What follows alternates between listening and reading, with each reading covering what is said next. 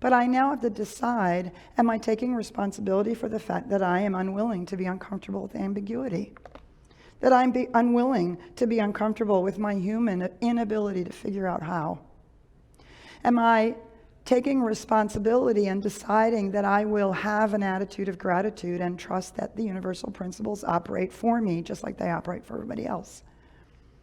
Am I willing to stake my claim on my belief in how the universe works? Do you see?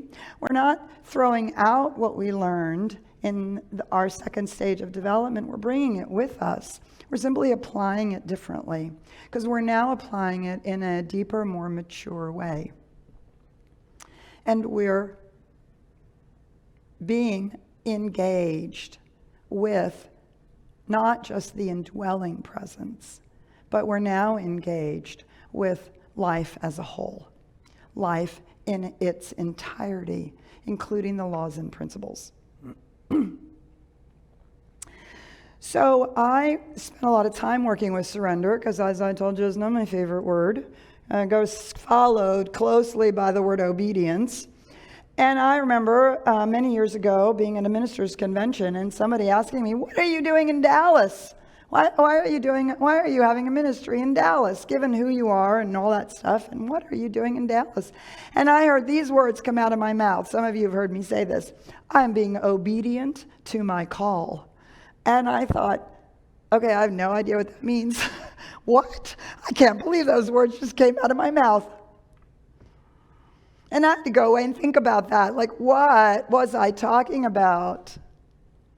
Well, I was being obedient at that moment and continue to be obedient to the fact that I have uncertainty and ambiguity about all the ways in which to do my ministry in a particular moment.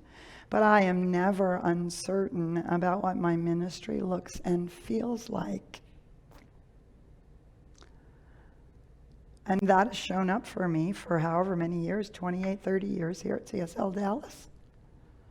Unequivocally, without question. And so, do you see? We're obedient to the end result. We're obedient to the fact that the law has to use us too as part of the demonstration. And we are surrendering our need to figure everything out. We're surrendering our need to know everything, to be certain about everything along the way. This develops trust. And I'm not talking about trust in other people because they will let you down. And I'm not even talking about trust in yourself. I've certainly let myself down, haven't you? But I will tell you that the laws of mathematics have never let me down. When I use them properly, they work. Truthfully, the law of gravity and the law of aerodynamics have never let me down. I've flown all over the world my whole life. Do you see? And when I use the spiritual laws and principles, when I use them, they have never let me down. That's what I trust. I trust in the infinite power and presence. And I surrender to the principle and what it requires of me, not what I require of it.